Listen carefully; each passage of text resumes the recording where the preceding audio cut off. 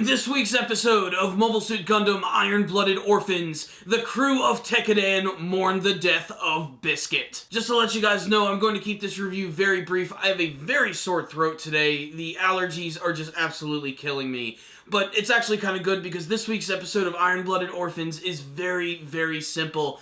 Basically, the different various members of the Tekkadan crew are mourning the death of Biscuit in their own personal ways. And I would say the most interesting element of this is definitely the big conflict between Mikazuki and Orga at the very end of this episode. Because while most of the members of the crew of Tekkadan are dealing with it by basically just working, Orga has decided to lock himself up in his room, and he is just completely destroyed because he felt that there was going to be a future for Tekkadan and for Biscuit, and for them to actually work out, and it just ended up just going to complete shit.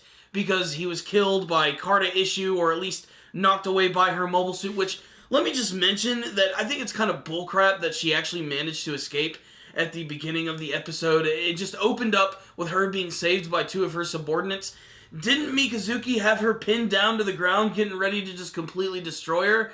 That just, I don't know, I thought that was kind of stupid. But really the rest of the episode is just the members of Tekkadan wondering when Orga is going to come out and give them orders, and it's Mikazuki at the end of the episode who finally decides to get him out of his funk. In a scene that frankly is very disturbing because their entire relationship has always been very unhealthy, and it really gets there a lot in this episode, when basically he just gets right up in Orga's face, picks him up by his collar, and keeps asking him, who should I kill next? Who's the next person that I should destroy? And he does this until basically it just pumps up Orga to a point where he's like, alright, we're gonna get revenge against Galahorn and everyone who gets in our way. And then there's this big lightning strike right behind them, which just makes it seem so ominous and messed up. It's kind of hard to root for them when they're all murder, murder, kill, kill. And it really shows that Mikazuki, while he has evolved a lot over the series, learning that you can use your words to stop some of this stuff, he's still pretty much the same old Mikazuki,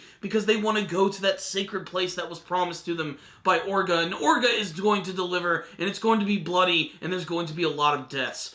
The rest of the episode is basically all just political drama, all the stuff with Kudelia and Bernstein. They're getting ready to go to Alaska so that they can get to their next destination, which they immediately get to at the end of this week's episode. And then there's the big scene with McGillis Farid and Gailio. It's also worth noting that he is not wearing his mask. He's trying to keep that a secret identity away from Gailio, and he's taking him to this secret facility where they mention that Ein is going to get the surgery for the Alaya Vijnana system, and that's going to allow him to possibly control one of the 72 Gundam frames from the Calamity War. It's really awesome, and it also reassures the viewers that McGillis Farid is playing both sides of the fence. Basically, he has his own goals. Does he want everybody to just destroy everybody? What's the real deal with him? Does he have bigger plans? Basically, once they're all gone, then he can effectively take over Galahorn and reform it from the inside? I can't wait to see where they're going with that. So, what's the rundown on this week's episode of Iron-Blooded Orphans?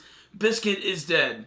That's the thing to take away from this. A lot of people were saying that he wasn't going to die.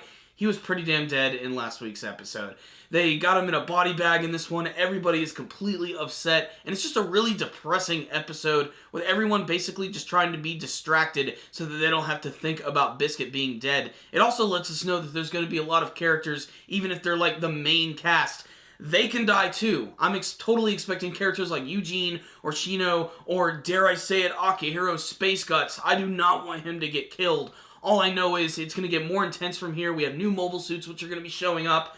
I know everybody's firmly awaiting the big battle between Mikazuki and Carta Issue. It's going to be a great rematch, and we're almost to the end of the first season, so I can't wait to see how they're going to wrap it up. Obviously, there's going to be a lot of loose ends, which will eventually be picked up in the second season. On the technical side of things, this week's episode looked pretty good, just like the rest of the series. So, Gundam fans, check out this episode. I'm going to give it a 4 out of 5. A depressing episode, but honestly, I got real pumped up at the end, although I have to admit, it was still a slightly disturbing scene. So, there it is, but if you guys watched this week's episode, make sure to tell me what you thought about it in the comment section below.